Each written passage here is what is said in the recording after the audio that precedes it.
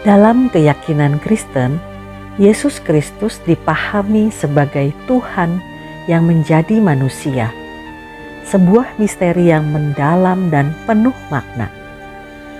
Meskipun Yesus adalah Tuhan, Ia juga berdoa kepada Allah Bapa, Pencipta alam semesta.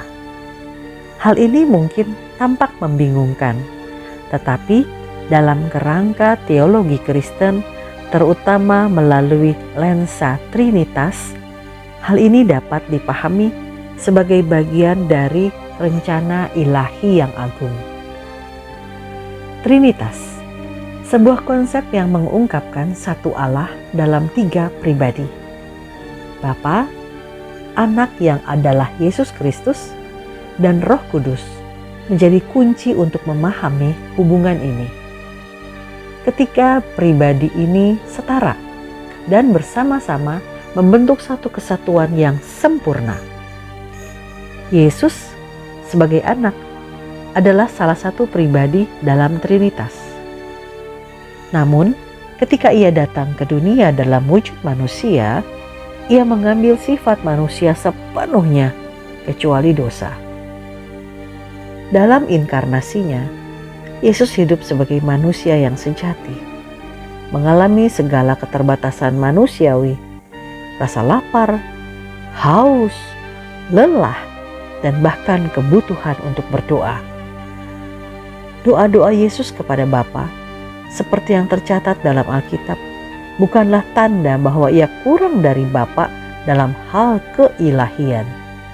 Sebaliknya, doa-doa itu mencerminkan kerendahan hati, ketaatan, dan ketergantungannya sebagai manusia yang taat.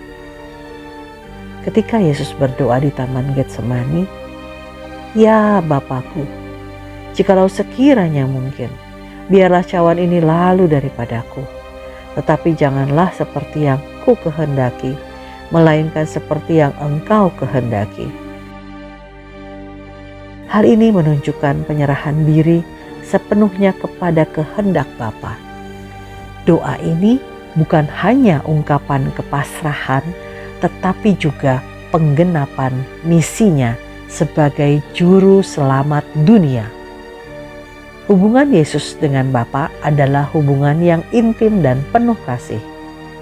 Meskipun Yesus adalah Tuhan, Ia menghormati dan menaati Bapa, menunjukkan kesatuan yang harmonis dalam Trinitas.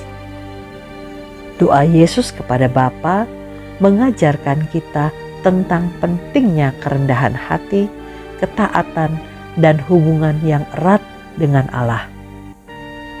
Ia menjadi teladan bagi kita, menunjukkan bagaimana manusia seharusnya hidup dalam ketergantungan penuh pada Allah.